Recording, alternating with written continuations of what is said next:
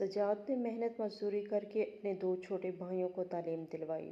ایک بھائی bank manager بن گیا جبکہ دوسرا بھائی ایک مشہور وکیل بن گیا۔ سجاد کو کینسر ہوا تو وہ مالی مدد مانگنے کے لیے اپنے مینیجر بھائی کے پاس گیا، لیکن اس نے انکار کر دیا۔ دوسرے بھائی کے دروازے پر گیا تو وکیل صاحب نے بھی اس کی مدد نہ کی۔ سجاد کو اپنے دونوں بھائیوں کے رویے پر بہت افسوس ہوا اور اسے وہ دن یاد آنے لگے جب اس کے بھائی اسکول میں پڑھتے تھے اور مہنگے اسکول کی فیس ادا کرنے کے لیے سجاد محنت مزدوری کیا کرتا تھا۔ اینٹیں اٹھانے سے اس کے ہاتھ زخمی ہو جاتے تھے۔ خیر دونوں بھائیوں سے مایوس ہو کر گھر واپس آیا اور اپنی بیوی کو وصیت کی کہ میری مرض روز بروز بڑھتی جا رہی ہے، اگر کل کو میری وفات ہو جائے تو کسی سے کفن یا پیسے مت لینا۔ جن لوگوں نے زندگی میں میری مدد نہیں کی، میں نہیں چاہتا کہ ان کے پیسوں سے یا کفن پہن کر مجھے قبر میں اتارا جائے۔ تقریباً 25 دن بعد سجاد کی وفات ہوئی تو بیوی نے وصیت کے مطابق صندوق میں سے ایک پرانا سا کرتا نکالا اور کفن کی بجائے اپنے شوہر کو وہ کرتا پہنا دیا۔ سجاد کے دونوں بھائی کفن دفن کا انتظام کرنے کے لیے آئے تو بیوی نے فوراً وہ دن سجاد کو کیسے بھول سکتا تھا جب اسے بتایا گیا کہ اس کے باپ کے ساتھ حادثہ پیش آیا۔ سجاد کا باپ ایک کمپنی کا ملازم تھا جو پہاڑوں کو کاٹ کر تانبا نکالتی تھی۔ وہ ایک جفاکش مزدور تھا جو دن رات محنت کرتا تھا۔ اس کا خواب تھا کہ اس کے بچے پڑھ لکھ جائیں۔ اس کے باپ کا نام غلام عباس تھا۔ یہ حادثہ غلام عباس کے ساتھ رات کے وقت پیش آیا تھا جب اس کی ٹیم تانبا نکالنے میں مصروف تھی۔ وہ ایک کان کے اندر گھسے تھے اور ایک بھاری پتھر کان کے آگے آ گیا۔ غلام عباس سمیت 4 مزدور اندر پھنس چکے تھے اور 4 گھنٹے مزید کوشش کے بعد ان کو نکالا گیا۔ 4 میں سے 3 مزدوروں کی وفات ہو گئی جبکہ زخمی حالت میں غلام عباس کو ہسپتال لایا گیا۔ سجاد اس وقت گھر میں موجود تھا جب اس کو فون کر کے بتایا گیا کہ اس کا باپ ہسپتال میں موجود ہے اور اس کے ساتھ یہ حادثہ پیش آیا ہے۔ یہ سن کر سجاد کے رونگٹے کھڑے ہو گئے اور اسے اپنے کانوں پر یقین نہیں آ رہا تھا۔ وہ گھر سے جانے لگا تو اس کی ماں اس سے پوچھ رہی تھی کہ کیا ہوا، لیکن اس نے اپنی ماں کو کچھ نہ بتایا اور سیدھا بتائے کہ ہسپتال میں جا پہنچا۔ اس کا باپ اپنی زندگی کی آخری سانسیں لے رہا تھا۔ اس کی حالت بہت خراب تھی۔ جب غلام عباس کو اس بات کا یقین ہو گیا کہ وہ کچھ ہی لمحوں کا مہمان ہے، تب اس نے اپنے بڑے بیٹے سجاد کو پاس بلایا اور کہنے لگا، بیٹا مجھے اس بات کا علم ہو چکا ہے کہ میرا آخری وقت قریب ہے۔ بیٹا میں نے ساری زندگی شرافت میں گزاری، کبھی کسی کے ساتھ زیادتی نہیں کی اور نہ ہی کسی کا دل دکھایا اور نہ ہی دھوکہ دیا۔ بس اس بات کا افسوس مجھے ساری زندگی رہے گا کہ میرا ایک خواب تھا کہ میرے بچے اعلیٰ تعلیم حاصل کریں۔ میں نے تجھے پڑھانے کی بہت کوشش کی، اسکول نہ جانے کی وجہ سے میں نے تمہیں سزا بھی بہت دی، تمہیں بہت مارا، میں تمہاری بھلائی چاہتا تھا، تمہیں پڑھانا چاہتا تھا، لیکن اس کے باوجود تم ہمیشہ اسکول سے دور رہے اور 8ویں جماعت سے آگے نہ پڑھ سکے۔ مگر میں تمہیں نصیحت کرتا ہوں کہ اپنے دونوں بھائیوں کو ضرور پڑھانا۔ وہ اسکول سے محبت کرتے ہیں، پڑھائی میں بھی کافی لائق ہیں، لہٰذا اپنے چھوٹے بھائیوں کو باپ بن کر پالنا اور انہیں کسی قسم کی کمی نہیں ہونے دینا۔ مجھے امید ہے کہ میرا یہ ادھورا خواب تم ضرور پورا کرو گے۔ یہ الفاظ کہتے ہوئے اس کی آنکھیں بند ہو گئیں۔ سجاد نے جلدی سے ڈاکٹر کو بلایا مگر ڈاکٹر نے ادھر ہی اس کی موت کی تصدیق کر دی۔ سجاد اپنے بھائی کی جدائی پر بہت رویا۔ یہ ایک ناگہانی موت تھی جس کے بارے میں کبھی سجاد نے سوچا تک نہیں تھا۔ وہ پڑھائی میں اتنا لائق نہیں تھا، اس لیے پڑھائی نہیں کرنا چاہتا تھا، مگر اس کے باپ نے جب بھی اس پر سختی کی، اسے ڈنڈوں سے مارا تو وہ جھک کر اپنے باپ کے سامنے کھڑا ہو جاتا۔ کبھی باپ کے سامنے اف تک نہ کی، کیونکہ وہ اپنے باپ کی بہت عزت کرتا تھا، ان سے محبت کرتا تھا۔ وہ جانتا تھا اس کا باپ دن رات مزدوری کرتا ہے، لہٰذا رات کے وقت جب بھی اس کا باپ نیند کی حالت میں ہوتا تو وہ اپنے باپ کے پیروں میں بیٹھ جاتا۔ وہ اپنے باپ کے پیر دبانے کی کوشش کرتا تو اس کا باپ نیند سے بیدار ہو جاتا۔ غلام عباس کو اس بات کا اندازہ تھا کہ سجاد میرا وفادار ہے، میرا سب سے اچھا بیٹا ہے، کاش وہ پڑھ جاتا، مگر شاید قسمت میں یہ نہیں تھا۔ لیکن وہ اپنے چھوٹے بیٹوں سے اس بات کی امید رکھتا تھا کہ وہ پڑھائی میں آگے جائیں گے۔ سجاد نے اپنے آپ سے وعدہ کیا کہ وہ اپنے چھوٹے بھائیوں کو جان سے زیادہ عزیز رکھے گا اور ان کو پڑھانے کے لیے اپنی جان کی بازویں لگا دے گا۔ اس نے اپنے والد کی تدفین کرائی مگر وہ کافی دیر تک اپنے باپ کی قبر پر بیٹھا روتا رہا۔ بہت لوگوں نے کوشش کی کہ اسے اپنے ساتھ لے جائیں، لیکن سجاد نے تمام لوگوں سے درخواست کی کہ میں کچھ لمحے یہاں اکیلے رہنا چاہتا ہوں۔ मुझे थोड़ी देर के लिए अकेला छोड़ दो। लोग वापस चले गए, लेकिन सजाद वहीं बैठा रहा। इसने अपने दोनों भाइयों सुहेल और फैसल को गले से लगाया और दोनों से कहा कि मैं ही तुम्हारा बाप हूँ। मेरे होते हुए तुम्हें कभी परेशान होने की ज़रूरत नहीं। सुहेल इस वक्त 8वीं जमात में पढ़ता था, जबकि फैसल 6ठी जमात का स्टूडेंट था। कुछ अरसे बाद वो दोनों स्कूल न जा सके, क्योंकि वो अपने वालिद की वफ़ात पर गहरे रंजो गम में थे। मगर इसके बाद सजाद अपने दोनों भाइयों के साथ खुद स्कूल गया। मास्टर साहब से बात की, इन्हें बताया कि मेरे भाई अपने बाप की वजह से बहुत परेशान थे। कुछ दिनों तक वो स्कूल ना आ सके, लेकिन अब वो कभी भी छुट्टी नहीं करेंगे। जी मैं आपसे वादा करता हूँ। इसने मास्टर साहब को ये भी बताया कि मेरे बाप की बहुत बड़ी ख्वाहिश थी कि मेरे ये दोनों भाई तालीमी मैदान में आगे जाएं, और मैं अपने वालिद की ये अधूरी ख्वाहिश पूरी करना चाहता हूँ। मास्टर साहब ने सज्जाद से यही कहा कि तुम्हारे भाई पढ़ाई में बहुत अच्छे हैं। मुझे इस बात की खुशी है कि बड़ी दिलचस्पी के साथ पढ़ते हैं। मजबूरी की हालत में छुट्टी करते हैं, वरना ये बच्चे कभी भी छुट्टी नहीं करते। और मुझे इस बात की उम्मीद है कि अगर ये इसी तरह लगन और मेहनत से पढ़ते रहे तो एक न एक दिन अपने बाप की ख्वाहिश ज़रूर पूरी करेंगे। सजाद को ये जानकर काफ़ी खुशी हुई। भाइयों की तरफ से वो काफ़ी मुतमिन हो चुका था, लेकिन अब अपनी माँ की वजह से परेशान था, क्योंकि अचानक अपने वालिद की वफ़ात के बाद इसकी माँ सदमे में थी। सजाद अपने भाइयों को संभाल रहा था, साथ साथ अपनी माँ का भी सहारा बन रहा था। अपनी माँ को अपने हाथों से वो खाना खिलाता। कई दिन तक इसकी माँ अस्पताल में एडमिट रही। फिर जब वो घर आई, तब भी इसने अपनी माँ की भरपूर खिदमत की।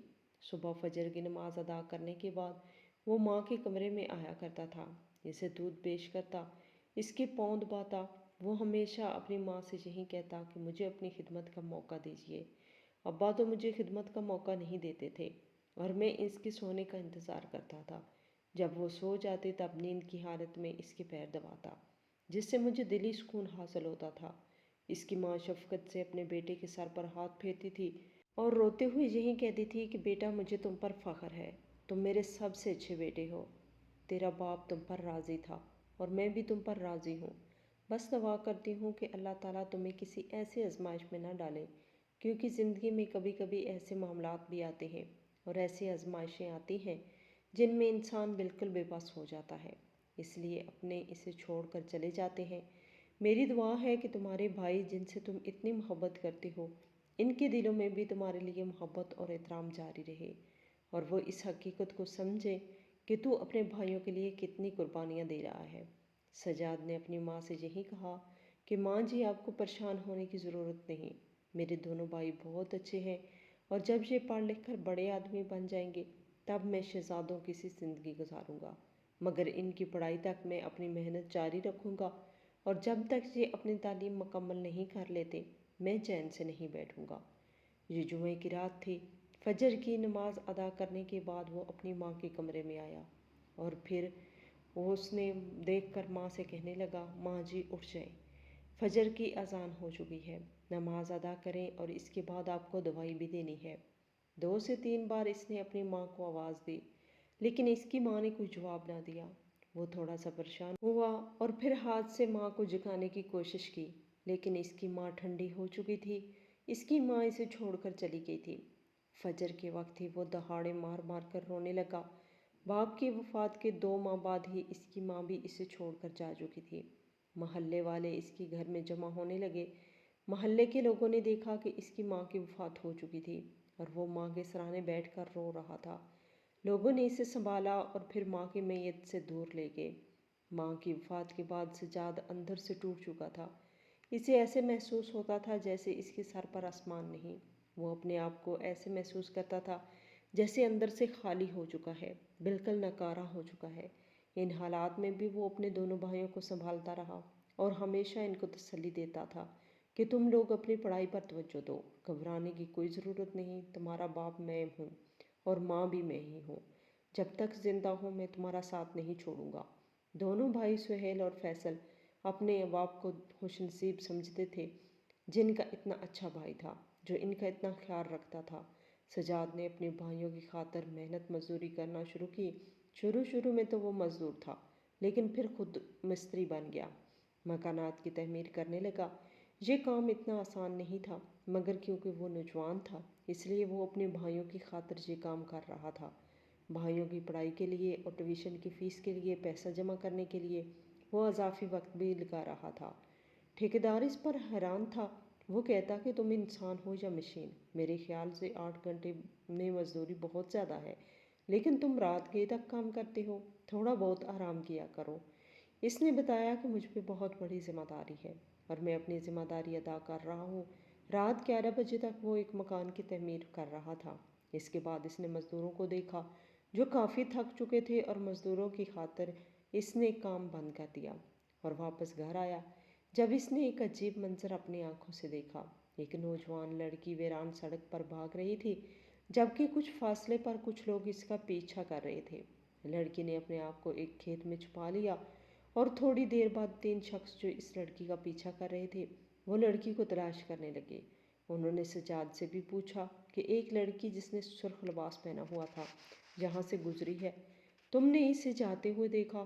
تو سجاد نے ان سے جھوٹ بولا اور کہا ہاں میں نے بھی دیکھا ہے، وہ سامنے جو کچا راستہ جا رہا ہے وہ اس طرف جا رہی تھی اور تیز تیز بھاگ رہی تھی۔ انہوں نے جیسے ہی یہ سنا تو اس کچے راستے کی طرف روانہ ہوئے۔ پھر جب وہ کافی دور چلے گئے تب سجاد اس لڑکی کے قریب آیا اور آواز دے کر کہا کہ فصل سے باہر آ جاؤ کیونکہ وہ لوگ چلے گئے ہیں۔ وہ ڈری اور سہمی ہوئی تھی، پسینے سے شرابور تھی۔ یہ ایک 22 سالہ نوجوان لڑکی تھی جو کہ بہت حسین و جمیل تھی۔ سجاد اس سے پوچھنے لگا کہ تم کون ہو اور یہ لوگ تمہارے پیچھے کیوں پڑے تھے؟ لڑکی نے کانپتے ہوئے آواز سے کہا کہ آپ مجھے یہاں سے لے جائیں، میں آپ کو سب کچھ بتاؤں گی، مگر فی الحال مجھے پناہ کی ضرورت ہے۔ اگر آپ مجھے پناہ دے دیں تو زندگی بھر آپ کا یہ احسان نہیں بھولوں گی۔ سجاد اس لڑکی کو اپنے گھر لے گیا جبکہ اس کے دونوں بھائی اس وقت سو رہے تھے۔ لڑکی نے بتایا کہ اس کا نام خوشبو ہے اور میں جھگی میں رہنے والی ہوں۔ سر پر چوڑیوں کا چھپا اٹھا کر میں گھر گھر جاتی تھی اور چوڑیاں فروخت کرتی تھی۔ ایک دن جھگی میں کچھ لوگ آئے اور میرے بھائی اور باپ سے گفتگو کرنے لگے۔ انہوں نے مجھے اور میری ماں کو دوسری جھگی میں بھیج دیا۔ میں کچھ نہیں جانتی تھی کہ وہ لوگ یہاں کیوں آئے اور کہاں سے آئے، مگر ان کی گفتگو میری ماں بڑے غور سے سن رہی تھی، بات کو سمجھنے کی کوشش کر رہی تھی۔ جیسے جیسے میری ماں ان کی گفتگو سن رہی تھی اس کے چہرے کا رنگ اتر رہا تھا۔ بعد میں میری ماں نے مجھے بتایا کہ وہ لوگ تمہارے خریدار ہیں، تیرا بے غیرت باپ اور بھائی تیرا سودا کر رہا تھا، انہوں نے تمہاری قیمت 5 لاکھ لگائی ہے۔ یہ سن کر میرے رونگٹے کھڑے ہو گئے اور مجھے اس بات کا یقین نہ آیا کہ کیا کوئی سگا باپ بھی اپنی بیٹی کو فروخت کر سکتا ہے۔ ہم جھگی میں رہنے والے تھے لیکن میں ان کی بیٹی تھی، میں بھی انسان تھی، کوئی بھیڑ بکری تو نہیں تھی جو وہ میرا سودا کر رہے تھے۔ یہ سن کر میں کافی پریشان ہوئی اور رونے لگی۔ میری ماں نے مجھے چپ کرایا اور کہا کہ فکر نہ کرو، تمہاری ماں تمہاری مدد ضرور کرے گی، مگر تم ایسا ظاہر کرو کہ ہمیں کچھ معلوم نہیں، کیونکہ اگر تم اپنے والد اور بھائی کے سامنے رونے کی کوشش کی تو وہ سمجھ جائیں گے کہ ہم ان کے ارادوں سے آگاہ ہو چکے ہیں یا پھر ہم نے ان کی بات سن لی، لہٰذا نارمل ہو جاؤ، اسی میں ہماری بہتری ہے۔ مجھے تمہارے باپ اور بھائی پر پہلے ہی شک تھا کہ میں ان کے ارادوں سے واقف تھی، اب یہ لوگ کھل کر سامنے آ چکے ہیں۔ ماں میرے لیے بہت پریشان تھی۔ اسے پریشانی اس بات کی تھی کہ میری بیٹی یا میرا تو دنیا میں اور کوئی اپنا نہیں تھا۔ میں اپنی بیٹی کو کس کے حوالے کروں؟ جب اپنے باپ اور بھائی سے بھی وہ محفوظ نہیں تو پھر کہاں جائے گی؟ یہ رات میری اور میری ماں کی مشکل ترین رات تھی۔ میں ساری رات سو نہ سکی اور میری ماں پھر ساری رات میرے لیے دعا کرتی رہی کہ اللہ تعالیٰ مجھے میرے بھائی اور باپ کے شر سے محفوظ رکھے۔ معاہدے کے مطابق انہوں نے آدھی رقم ایڈوانس میں دے دی تھی اور آدھی رقم یعنی 2.5 لاکھ روپے انہوں نے اگلی رات میرے باپ اور بھائی کو دینے تھے۔ جس رات وہ لوگ مجھے ان اجنبیوں کے حوالے کر دیتے، ماں چونکہ ان کے منصوبے سے واقف تھی، لہٰذا اگلی رات ان کے آنے سے پہلے ہی ماں نے مجھے گھر سے فرار کا راستہ دکھا دیا۔ روتے ہوئے مجھے گلے سے لگایا اور کہا بیٹا ہمارا اس دنیا میں کوئی نہیں، لہٰذا تو اللہ کے حوالے، میری بیٹی تو ہمیشہ گناہوں سے پاک رہی، کبھی کسی اجنبی کی طرف نہ دیکھا، حلال کما کر کھایا، وہ تمہاری مدد کرے گا اور تمہاری حفاظت ضرور کرے گا۔ ماں نے دعاؤں کے ساتھ مجھے رخصت کیا، جبکہ جاتے وقت میں نے ماں کے چہرے پر دیکھا تو وہ رو رہی تھی۔ اس نے جھگی کی پچھلی طرف سے مجھے راستہ دکھایا اور پھر میں نے پیچھے مڑ کر نہ دیکھا۔ تقریباً 5 منٹ بعد ہی میرے بھائی اور والد کو اس بات کا علم ہو چکا تھا کہ ماں نے مجھے جھگی سے بھگا دیا۔ میں نہیں جانتی تھی کہ انہوں نے میری ماں کے ساتھ کیا سلوک کیا تھا، کیا ماں کو مار دیا یا نہیں، میں کچھ نہیں جانتی، لیکن وہ میرا پیچھا کر رہے تھے۔ میرا چچا بھائی اور باپ بھی میرے پیچھے پڑے ہوئے تھے۔ میں ایک ویران جگہ پر آئی فصل میں اپنے آپ کو چھپا لیا، اور باقی کا کہانی آپ اچھی طرح جانتے ہیں۔ سجاد نے اس سے پوچھا کہ تم کہاں جانا چاہتی ہو؟ تو خوشبو نے رو کر کہا کہ میں نہیں جانتی کہ میرا ٹھکانہ کہاں ہے، میرا تو اس دنیا میں کوئی نہیں، واپس ماں کی طرف گئی تو وہ لوگ مجھے بیچ دیں گے۔ سجاد تھوڑی دیر خاموش رہا اور اس کے بعد خوشبو سے کہا کہ مجھ سے نکاح کرو گی، میں تمہاری حفاظت کروں گا۔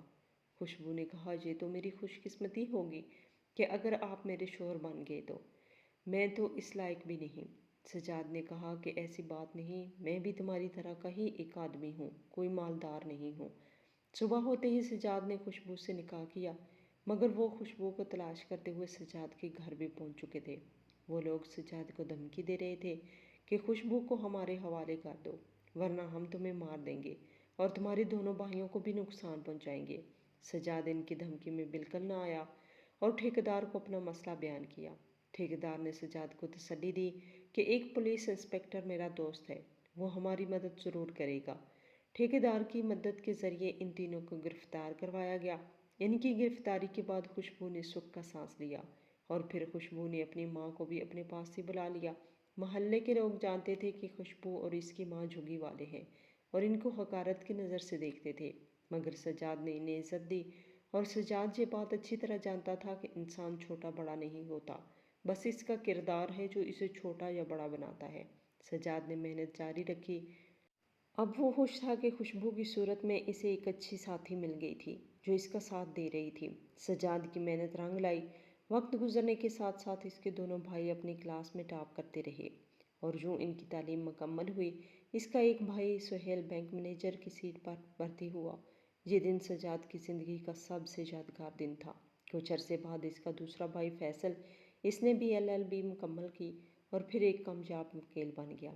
دونوں بھائیوں کے اچھے اچھے خاندانوں میں رشتے ہوئے، مگر جب محلے والوں نے سہیل کی بیوی کو بتایا کہ سجاد کی بیوی ایک جھگی میں رہنے والی عورت ہے، تو ان کا رویہ خوشبو اور اس کی ماں کے ساتھ بہت خراب ہو گیا۔ سمرین نے اپنے شوہر سہیل سے بات کی اور کہا کہ ہم اس گھر میں اب نہیں رہ سکتے، کیونکہ ہمارے خاندان کا ایک نام ہے۔ جب ہمارے خاندان والوں کو اس بات کا علم ہوگا کہ ہم جھگی والوں کے ساتھ رہتے ہیں تو انہیں بہت غصہ آئے گا اور ہمارے خاندان کی بدنامی بھی ہوگی، لہٰذا آپ ابھی سے الگ رہائش کا بندوبست کریں۔ سہیل نے ایک الگ کرائے کا مکان لیا اور اپنی بیوی کو لے کر وہاں سے روانہ ہوا۔ اس کے بعد فیصل کی بیوی نے بھی اپنے شوہر پر زور دیا کہ میرا خاندان بھی کسی سے کم نہیں، میں ایسی عورت اور اس کے ساتھ نہیں رہ سکتی جنہوں نے آدھے سے زیادہ زندگی جھگی میں گزاری ہو۔ فیصل بھی اپنی بیوی کو ساتھ لے کر وہاں سے چلتا بنا۔ شروع میں وہ کرائے کے مکان میں رہے، لیکن پھر چونکہ پیسے کی ریل پیل تھی، لہٰذا انہوں نے اپنا گھر خرید لیا۔ سجاد اب بیمار رہنے لگا تھا، دن بدن کمزور ہوتا جا رہا تھا، حتیٰ کہ ہڈیوں کا ڈھانچہ بن گیا۔ اس کی بیوی خوشبو کے پاس جو کچھ بھی تھا اس نے اپنے شوہر کے علاج پر لگا دیا۔ پھر ایک دن ٹیسٹ کرنے پر پتہ چلا کہ سجاد کو بڑی آنت کا کینسر ہے اور اس علاج کے لیے اسے کافی پیسوں کی ضرورت تھی۔ سجاد اپنے بھائیوں سے ناراض تھا کیونکہ وہ اسے چھوڑ کر جا چکے تھے، حالانکہ سجاد نے انہیں منع کیا تھا کہ یوں مجھے اکیلا چھوڑ کر مت جاؤ، مگر انہوں نے بڑے بھائی کی بات پر عمل نہ کیا۔ وہ جانتا تھا کہ اس کے دونوں بھائی اس کی مدد کر سکتے ہیں، وہ دولت مند ہیں، لیکن وہ ان کے دروازے پر نہ گیا۔ خوشبو چونکہ اپنے شوہر سے بہت محبت کرتی تھی، لہٰذا ہاتھ جوڑ کر اس نے اپنے شوہر سے کہا کہ خدا را آپ کے علاوہ ہمارا کوئی بھی نہیں، آپ کی زندگی ہمارے لیے بہت اہم ہے، لہٰذا اپنے بھائیوں کے پاس جائیں، ضد چھوڑیں اور ان کو بتائیں کہ آپ کو کینسر ہے، علاج کے لیے ان کی مالی مدد کی ضرورت ہے۔ بیوی کی ضد پر سجاد اپنے بھائی سہیل کے پاس گیا، اسے اپنا مسئلہ بتایا، لیکن سجاد حیران ہوا جب سہیل نے مدد کرنے سے انکار کیا۔ اس نے کہا کہ میرے پاس کوئی اضافی رقم نہیں، ہاں جیسے ہی رقم کا بندوبست ہوگا تو میں آپ کی مدد ضرور کروں گا، مگر یہ ایک جھوٹا وعدہ تھا، اور سجاد روتا ہوا واپس آیا۔ فیصل کے دروازے پر آیا تو اس نے بھی یہی جواب دیا اور اپنی مجبوری بتائی۔ سجاد حیران تھا کہ انہوں نے کروڑوں روپے کے گھر بنا لیے، کہیں پلاٹ بھی خرید لیے، لیکن اپنے بھائی کے علاج کے لیے پیسے نہیں۔ یہ اتنے کم ظرف لوگ ہیں، اور میں ان کی خاطر اپنا خون پسینہ ایک کرتا رہا، محنت مشقت کرتا رہا تاکہ میرے بھائی پڑھ لکھ جائیں، اور وہ اپنے بھائیوں سے بہت مایوس ہو چکا تھا۔ روتا ہوا واپس اپنے گھر آیا اور اپنی بیوی خوشبو سے کہا کہ میری بات غور سے سنو، میری زندگی کا کوئی بھروسہ نہیں۔ اگر میری وفات ہو جائے تو میرے بھائیوں یا محلے والوں سے کفن دفن اور پیسے لینے کی کوئی ضرورت نہیں، مجھے ایک سادے سے کرتے میں دفنا دینا، اور اگر مولوی صاحب ضد کرے تو اسے میری یہ تحریر دکھا دینا جو میں نے وصیت میں لکھوائی ہے۔ اس تحریر پر میرے دستخط موجود ہیں، اور تو میری بیوی ہے، میری وصیت پر عمل ضرور کرنا۔ میں نہیں چاہتا کہ جن لوگوں نے میری زندگی میں میری مدد نہیں کی وہ مرنے کے بعد میرے جنازے کی وارث بن جائے اور مجھے کفن پہنائے۔ خوشبو نے اپنے شوہر کے منہ سے جب یہ الفاظ سنے تو رونے لگی۔ چند دن بعد ہی سجاد کی وفات ہو گئی۔ بڑے بھائی کی وفات کی خبر سن کر اس کے بھائی دوڑے چلے آئے۔ اب وہ پچھتا رہے تھے کہ انہوں نے بھائی کی مدد کیوں نہ کی۔ ان کا بھائی تو شدید بیمار تھا اور چند دن کا ہی مہمان تھا۔ جب وہ کفن دفن کا انتظام کرنے لگے تو خوشبو آگے آئی اور اپنے شوہر کی وصیت دکھائی۔ خوشبو نے اپنے شوہر کی وصیت کے مطابق صندوق میں سے ایک پرانا سا سفید رنگ کا کرتا نکالا اور غسل کے بعد مولوی صاحب سے کہا کہ میرے شوہر کو پہنا دے۔ اس کے بعد سجاد کی تدفین کی گئی۔ اپنی نوعیت کا عجیب و غریب جنازہ تھا جو بغیر کفن کے تھا۔ سہیل اور فیصل دونوں اپنے کیے پر پچھتا رہے تھے، اپنے محسن بھائی کو کھو چکے تھے، مگر اب پچھتاوے سے کچھ حاصل نہیں تھا۔ قدر کریں ان لوگوں کی، ان رشتوں کی جنہوں نے آپ سے وفا کی، آپ کا ہمیشہ ساتھ دیا، کیونکہ جب آپ اپنوں کی قدر نہیں کریں گے تو تنہائی آپ کا مقدر بن جائے گی۔